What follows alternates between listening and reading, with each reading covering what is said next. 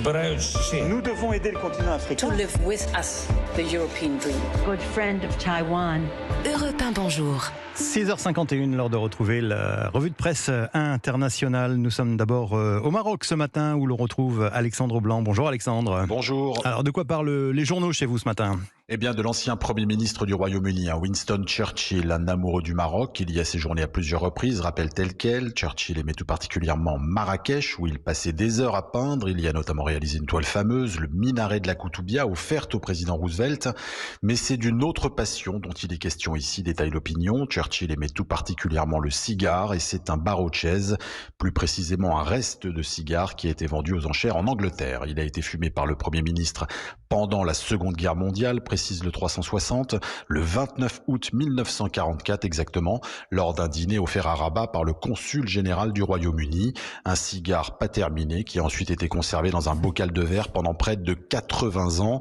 Une relique qui a trouvé preneur auprès d'un acheteur américain pour la coquette somme de 5500 livres, près de 6500 €. Direction maintenant le Chili avec Flora Genoux. Qu'est-ce qui fait la une chez vous, Flora ? La découverte d'un nouveau dinosaure. Il se distingue par son bec semblable à celui d'un canard. On estime qu'il mesurait entre 3,5 et 4 mètres et pouvait peser jusqu'à 1 tonne. Il était herbivore, décrit la radio BioBio Chile. Cet animal a vécu il y a 72 millions d'années dans l'extrême sud du pays, relève Radio Cooperativa. Ainsi, les scientifiques font cette grande découverte. La Patagonie chilienne a été un refuge pour ce type de dinosaure. Le pays se caractérisant par d'importantes découvertes paléontologiques ces dernières années. Dans un long article, l'Université du Chili cite l'un de ces scientifiques ayant mené les recherches. Le bord du bec du dinosaure était coupant avec d'énormes batteries de dents au niveau de la mâchoire, des centaines, ce qui lui permettait de moudre, triturer et couper n'importe quelle matière végétale, y compris du bois.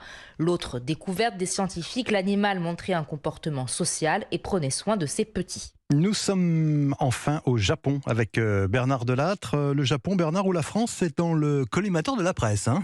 Emmanuel Macron, le caniche de Pékin. L'expression revient en boucle sur les réseaux sociaux ici, car le président français s'oppose à l'ouverture d'un bureau de liaison de l'OTAN à Tokyo. À ses yeux, ce serait exagérément inamical vis-à-vis de la Chine.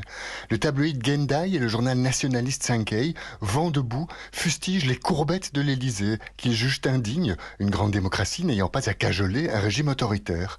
Monsieur Macron persiste et signe, note le quotidien financier Nikkei.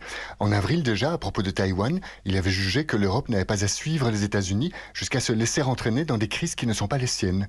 Ces propos jettent un froid considérable à Tokyo, écrit le Asahi. Le Premier ministre japonais assistera au prochain sommet de l'Alliance Atlantique en juillet à Vilnius. Pour le Mainichi, l'ambiance sera probablement glaciale. Merci Bernard Delattre, merci à tous nos correspondants.